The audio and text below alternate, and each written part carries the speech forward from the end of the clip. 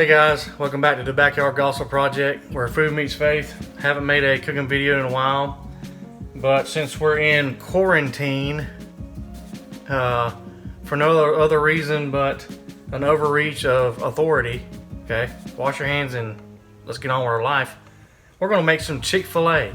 So what better thing to make when you're at home, you don't want to go to town and sit in the line to get Chick-fil-A. We're going to make Chick-fil-A. So let me show you what I got here on the counter, and we're going to fry it up. Alright guys, well this is what I got.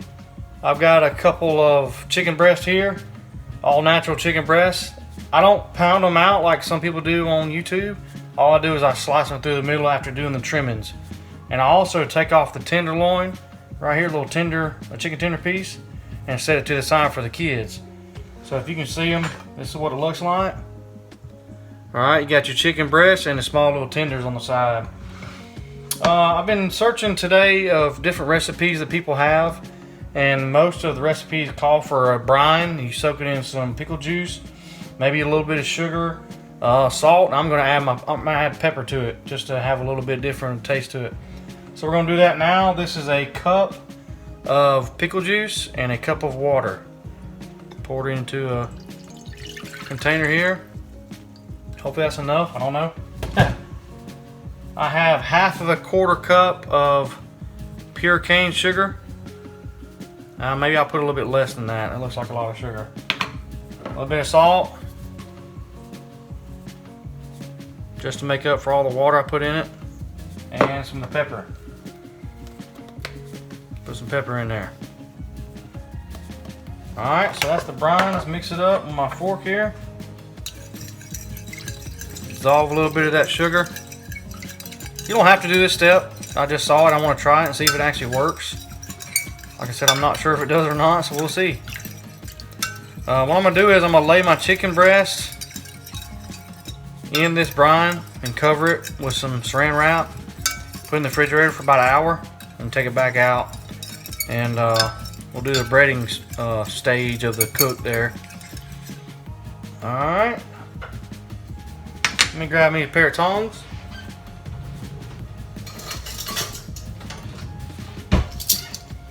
And put the chicken in.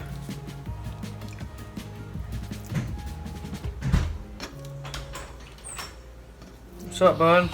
Hey, Dad. What you doing, man? Nothing. I'm doing a video. Want to say hey? Hi.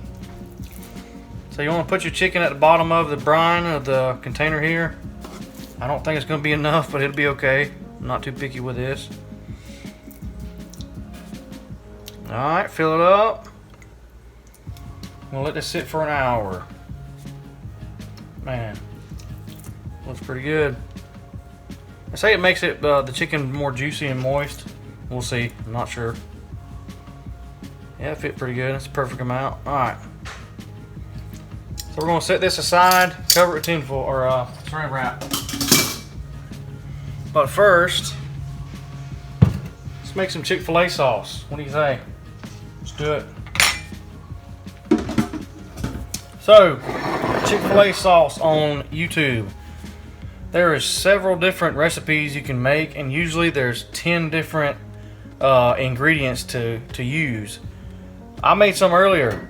You're at home, you're in quarantine or whatever, just get you some mayonnaise. Okay, we like, you know, the Kraft real mayonnaise.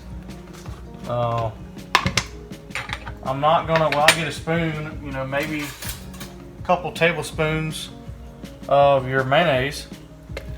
Heaping tablespoons. I'm gonna make a lot because I'm gonna make several different sandwiches. Let's say 3 or 4 tablespoons of mayonnaise. And depending on how you like your sauces, you know, I'm going to use Kraft sweet brown sugar. So the reason why I'm using these two is because that has your mayonnaise base that everybody uses. This has a lot of the other flavorings. You don't have to have 10 different ingredients. Use these two and it turns into Chick-fil-A sauce. It's amazing. So with the brown sugar, the Kraft sweet brown sugar, just pour however much you like until you like the taste of it. It's no big deal. I'm going to pour it out pretty good bit because I like the sweet and smokiness. And that's kind of like what Chick-fil-A sauce tastes like. It's that easy. All right, let's mix it up.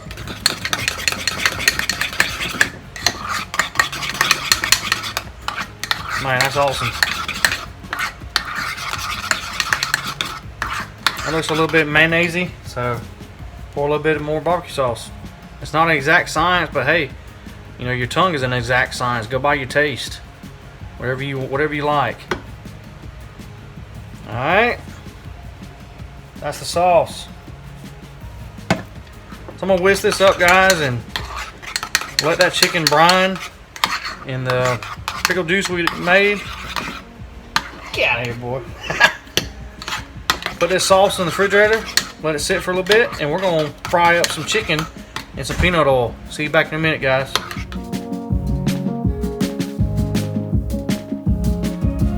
Do I have my phone in the sink on a tripod? Yes, I do. I don't have very much counter space here at the house, but so the chicken breasts have been marinating in the brine for about 45 minutes. You really want to let it go a little bit longer than that, maybe even a couple hours, depending on how you want it.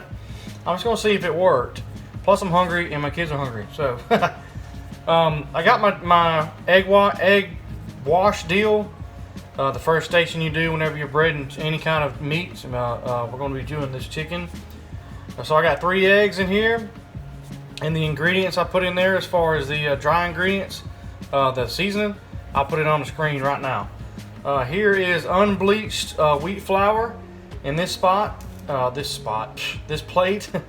I know I'm going to make a mess with this, but I'd rather throw away these paper plates than to have to clean up a bunch of bowls or a bunch of glass Tupperware, something like that.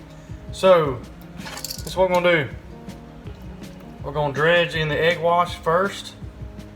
Try to do this simple and easy. It's so easy to do this at home. That's what I'm trying to show you guys. Alright, dipping in your flour here. You're gonna lay it on top. There's a mess already, oh well. Lay it on top, pat it down a pretty good bit. Like that. This is gonna be your dry hand, and you use some tongs or your other hand as your wet ingredient hand. So it's a light little sheen on it. Lay it back into the egg wash, double dipping, you know what I'm saying? Grab it again. Lay it down. And we're gonna make us a little pocket in the flour again, okay? Makes it a little bit easier to get it on both sides.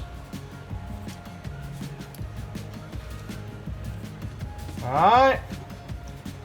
So my oil in my little Fry Daddy here is coming up to about 325. That's what I'm gonna try to do it at. That way the chicken gets done on the inside and crispy on the outside. I got peanut oil I'm gonna fry it in. All right, so let's see what this looks like. We'll get a little bit on there.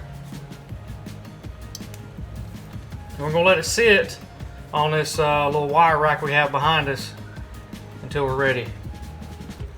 Man, that looks great. All right, I'm gonna do a few more just like that.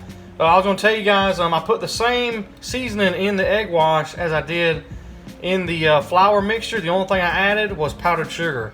2 tablespoons of powdered sugar in this flour mixture here. So I'm gonna let that sit. I'm gonna do a few more of these breasts, but we're gonna fry some up here in a second, guys. Appreciate you joining me. The temperature on my oil has came up. I've let my chicken breast that's been double dipped in these two mixtures here set for about 10 minutes. Let's put it in the oil. You want to shake it just a little bit, make sure it don't stick, and let it go.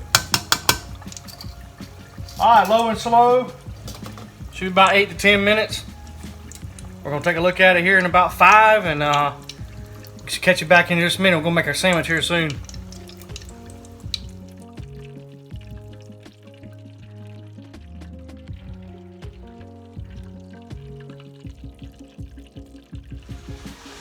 All right, guys. Well, other than the waffle fries, I'm going to probably put in the oven and bake them in the oven.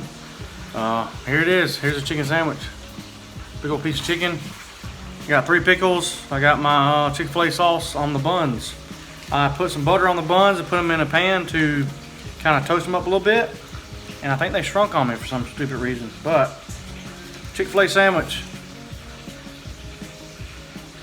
The buns look pitiful, but oh well. Let's try it out. These are potato buns.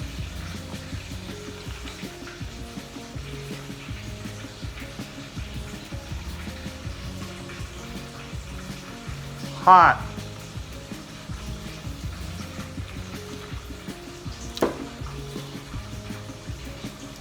That is a great mixture of sweet and salty, just like Chick-fil-A. Then you got your vinegar with your pickles. That's awesome. That's pretty good. My suggestion would be, don't put your dredge and your flour in small plates. Made a huge mess, but it's worth it in the end. So guys, at the time you're home, spend time with your family. Spend time in the Word of God, the King James Bible, rightly divided. And eat some good food together.